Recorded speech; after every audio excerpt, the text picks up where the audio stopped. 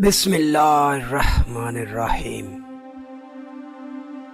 السلام علیکم ورحمۃ اللہ وبرکاتہ۔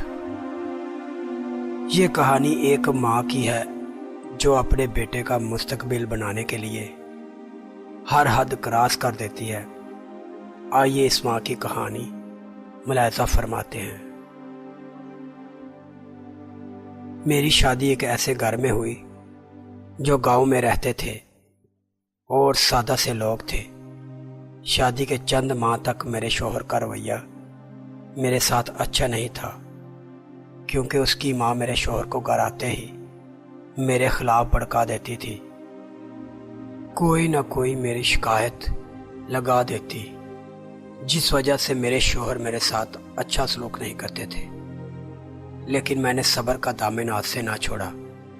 میری زندگی اسی طرح گزرتی رہی۔ 1 سال کے اندر اندر میری خاموشی کی وجہ سے میرے شوہر کو مجھ سے محبت ہو گئی۔ ایک دن وہ مجھ سے کہنے لگا، میری ماں تم پر اتنی تہمت لگاتی ہے، ہر وقت تمہیں ذلیل کرتی ہے، لیکن تم میرے ساتھ اف بھی نہیں کرتی۔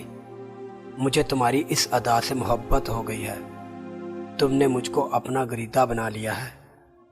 لیکن میری ساس کو یہ بات پسند نہ آئی۔ اب وہ میرے شوہر کو ہر وقت کوستی رہتی کہ تم اپنی بیوی کے غلام بن گئے ہو۔ ایک دن میری ساس نے میرے شوہر سے کہا، ہم تم کو اور زیادہ برداشت نہیں کر سکتے، تم یہ گھر چھوڑ دو اور کہیں جا کر رہو۔ میں تمہاری بیوی کو اپنی آنکھوں کے سامنے نہیں دیکھنا چاہتی، دفع ہو جا اس گھر سے جتنی جلدی ہو سکے۔ میرے شوہر نے اپنی ماں کو سمجھانے کی بڑی کوشش کی، لیکن میری ساس نہ مانی۔ ایک دن ہم علیحدہ ہو گئے۔ ہم نے گاؤں میں ایک کرائے پر گھر لیا اور وہاں پر ہنسی خوشی رہنے لگے۔ ابھی اس گھر میں 1 ہی سال ہوا تھا کہ میرے شوہر کا انتقال ہو گیا۔ مجھ پر تو جیسے پہاڑ ہی ٹوٹ گیا تھا۔ ہم پہلے ہی کرائے کے مکان میں رہتے تھے اور بڑی مشکل سے گزارا کر رہے تھے۔ اب میں رات دن روتی رہتی کہ میں گھر کا خرچہ کس طرح کروں۔ میرا ایک بیٹا تھا جو ابھی چھوٹا تھا۔ مجھے زندگی ایسے لگنے لگی کہ جیسے کوئی عذاب سا نازل ہو گیا ہے۔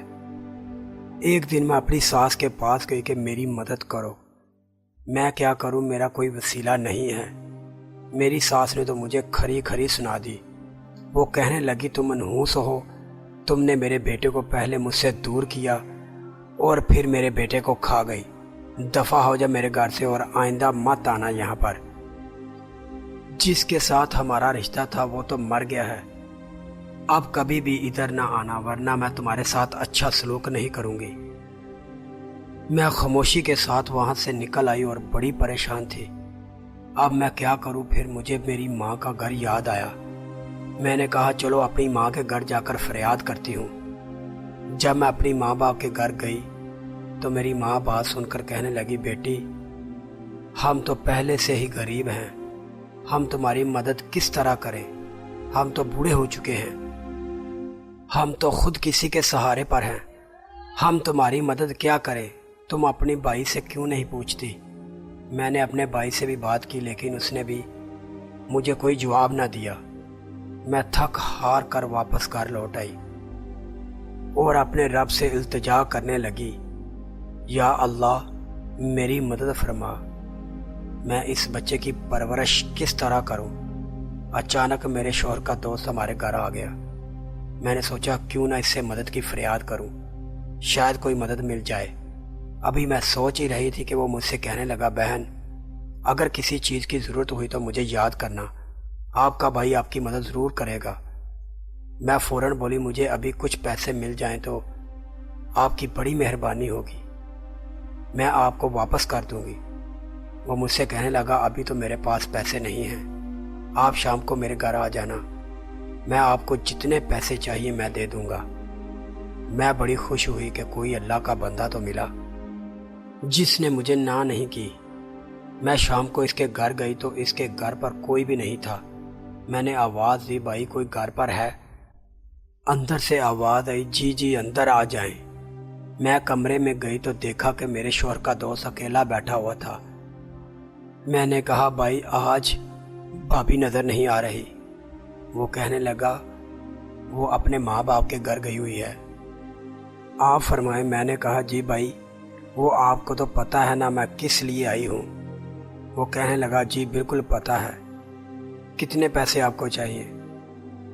میں نے کہا آپ مجھے 10,000 دے دیں، میں واپس کر دوں گی۔ اس نے مجھے کہا میں آپ کو 10,000 دے دوں گا اور آپ کو واپس کرنے کی بھی کوئی ضرورت نہیں اگر آپ میرا ایک کام کر دیں۔ تو میں نے کہا آپ بتائیں، میں ضرور کروں گی۔ آپ میری اتنی مدد کر رہے ہیں تو کیا میں آپ کا ایک کام نہیں کر سکتی؟ وہ کہنے لگا آپ کو میرے ساتھ آج رات گزارنی پڑے گی، تب میں آپ کو 10,000 روپے دے دوں گا اور واپس بھی نہیں مانگوں گا۔ میں ایک دم سے چونک گئی اور میں نے کہا بھائی آپ یہ کیا کہہ رہے ہیں؟ آپ کو شرم نہیں آتی مجبور عورت کا فائدہ اٹھاتے ہوئے؟ اس نے کہا بس میں نے جو کہنا تھا کہہ دیا، اب آپ سوچ لو 10,000 لینے ہیں یا نہیں۔ میں نے وہاں پر رونا شروع کر دیا۔ آپ کی بڑی مہربانی، میرے ساتھ ایسا نہ کرے، میں بڑی مجبور ہوں پر یہ کام بھی نہیں کر سکتی، اللہ کے لیے مجھ پر ترس کھائیں۔ لیکن وہ نہیں مانا۔ آخر کار میں نے اس سے کہا مجھے پیسے نہیں چاہیے، میں جا رہی ہوں۔ لیکن اس نے مجھے جانے بھی نہ دیا اور میرے ساتھ زبردستی کرنے لگا۔ اس نے میرے نہ چاہتے ہوئے بھی زبردستی سے میری عزت تار تار کر دی اور مجھے پیسے دے کر کہنے لگا اگر تم کو پھر ضرورت پڑی تو مجھے یاد کرنا۔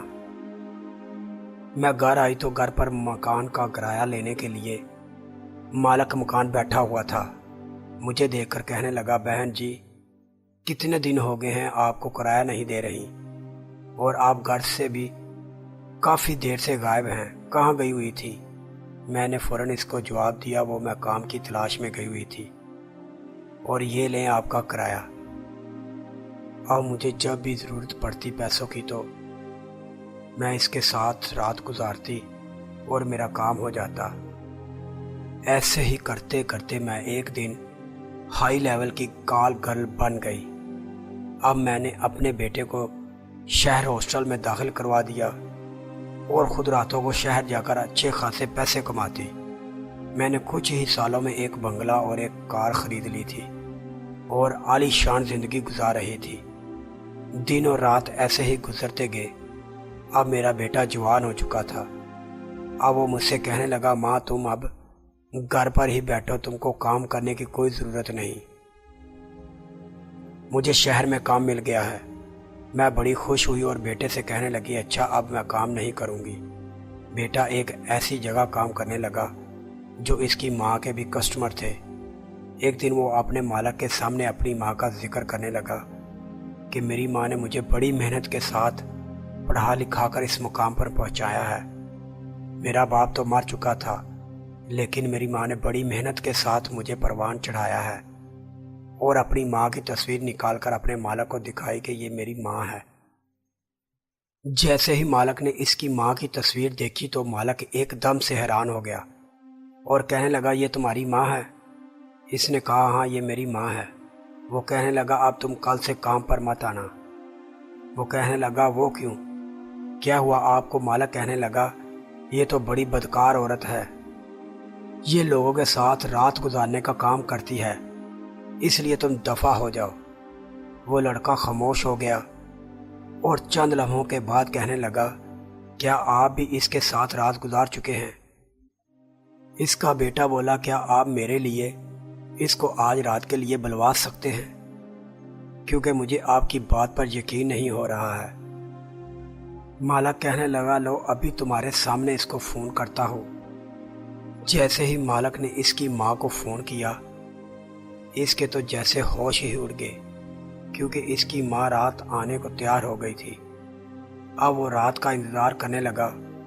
جیسے ہی رات ہوئی اس کی ماں ایک دلہن کی طرح سج دج کر اس کے مالک کے کمرے میں چلی گئی اور وہ یہ دیکھ کر خاموشی کے ساتھ وہاں سے نکلا اور گھر کی طرف روانہ ہو گیا۔ لیکن اس کی ماں جب اس کے مالک کے کمرے میں داخل ہوئی تو بولی میں آج آخری بار آئی ہوں، آج کے بعد میں یہ کام چھوڑ رہی ہوں۔ وہ مالک بولا وہ کیوں؟ ماں کہنے لگی میرا بیٹا کام پر لگ گیا ہے اب میں اپنا جسم نہیں بیچوں گی۔ اس کے بیٹے کا مالک کہنے لگا، وہ میرے ہی پاس کام کرتا ہے اور وہ آج تمہاری ساری حقیقت جان چکا ہے اور وہ کمرے کے باہر ہی کھڑا ہوگا۔ ماں فوراً بھاگی اور کمرے سے باہر نکل کر دیکھنے لگی کہ میرا بیٹا، اتنے میں بیٹا وہاں سے جا چکا تھا۔ وہ بھاگی گھر کی طرف، لیکن بیٹے نے گھر جا کر خود کو پھانسی لگا لی۔ جب ماں گھر پہنچی تو بیٹا رسی کے ساتھ لٹک رہا تھا اور اس دنیا فانی سے جا چکا تھا۔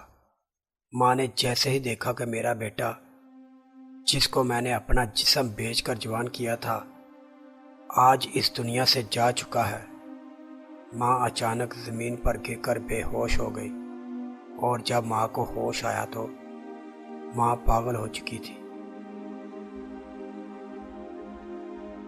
یا اللہ، ہم کو مشکل وقت میں بھی غلط اور حرام کام کرنے سے بچا، آمین۔ محترم ناظرین، اگر آپ کو آج کی ہماری ویڈیو اچھی لگی ہے تو اس کو لائک کریں، آگے دوستوں میں شیئر کریں اور میرے چینل کو ضرور سبسکرائب کریں۔ شکریہ۔